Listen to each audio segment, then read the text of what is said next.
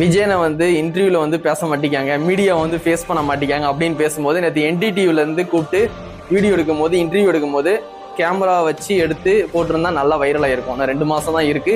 விஜயனை ஒரு 4-5 கேள்விக்கு நறுக்குன்னு பதில் சொல்லியிருந்தா அது வந்து வீடியோவில் எல்லாருமே பார்க்கும்போது பசங்க எல்லாருமே ஷேர் பண்ணி ஓரளவுக்கு வந்து மக்கள்கிட்ட போய் சேர்த்துருப்பாங்க. இது வந்து ஆஃப் த கேமராவா வந்து எடுத்ததுனால அவங்க சொல்றதா நம்புற மாதிரி இருக்கு. இன்டர்வியூ எடுத்தவங்க வந்து அண்ணன் இதான்ப்பா சொன்னாங்க, அண்ணன் இதுக்கு இதான் சொன்னாங்கன்ட்டு அவங்க சொல்றதா நம்புற மாதிரி இருக்கு. இதை வந்து எதிர்கட்சிக்காரங்க யாருமே வந்து சப்போர்ட் பண்ண மாட்டாங்க, நம்மளை நல்லா ட்ரோல் பண்ணுவாங்க. அதை தான் பண்றாங்க. இப்போ விஜயனை வந்து மீடியாவை சந்திக்க மாட்டேங்காங்க. இவங்க எப்படி வந்து சிஎம் ஆனால் வந்து வீட்டில் ஒருத்தராக வந்து வீட்டில் வந்து சப்போர்ட்டாக நிற்பாங்க அப்படின்னு தெரியலன்னு சொல்லிட்டு எல்லாருமே ட்ரோல் பண்ணிட்டு இருக்காங்க. எனக்கும் எதுக்கு தான் வந்து விஜயனை வந்து மீடியாவை சந்திக்க மாட்டேங்காங்க.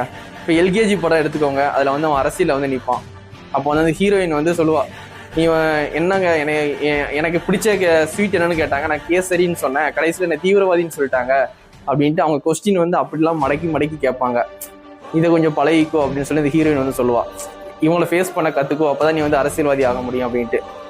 அதே மாதிரி மீடியாவை ஃபேஸ் பண்ண கற்றுக்கிட்டா தான் நம்ம வந்து அரசியலை வந்து சர்வை பண்ண முடியும். அதனால் வந்து விஜயனை வந்து பேசவே மாட்டேங்காங்க.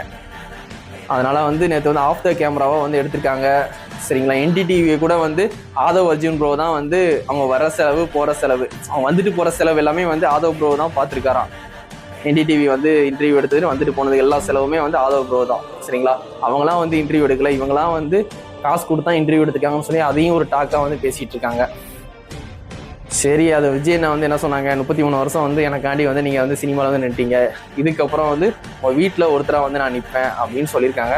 அது வந்து உண்மையா இல்லை வருவாங்களா, இதெல்லாம் கொஞ்சம் நம்புற மாதிரி இருக்காது. அண்ணன் வந்து உங்கள் வீட்டில் ஒருத்தராலாம் வந்து நிற்கலாம் மாட்டாங்க. சரிங்களா, இதெல்லாம் வந்து அண்ணன் பேச ஸ்பீச் தான். உங்களுக்கு பிடிச்சிருந்தா ஓட்டு போடுங்க, அவ்வளோதான். அதுக்கு நாளைக்கு உங்கள் வீட்டில் வந்து ஒரு கல்யாணம், ஒரு துஷ்டி எதாக இருந்தாலும் விஜயனை வந்து நிற்க போகிறது இல்லை. உங்கள் ஏரியாலே ஒரு பிரச்சனைன்னு வச்சுக்கோங்க, விஜயனை வந்து நிற்க போகிறது இல்லை. விஜயனை வந்து சென்னையில் தான் இருப்பாங்கப்பா, அதை கண்டிப்பாக தெரிஞ்சுக்கோங்க. அது வந்து அண்ணன் ஸ்டேஜில் பேசுகிற ஸ்பீச் எல்லாமே ஒரு ஸ்கிரிப்ட். சரிங்களா, 33 வருஷம் வந்து எனக்காண்டி இருந்தீங்கப்பா, இன்னும் அடுத்த வருஷம் அதுக்கடுத்து இன்னும் இருக்கிற வருஷம் ஃபுல்லாமே உங்கள் வீட்டில் ஒருத்தராக வந்து நான் நிற்பேன் அப்படின்னா சொல்கிறது வந்து ஒரு ஸ்பீச் தான். உங்களுக்கு நம்பிக்கை இருந்தால் ஓட்டு போடுங்க, அவ்வளோதான்.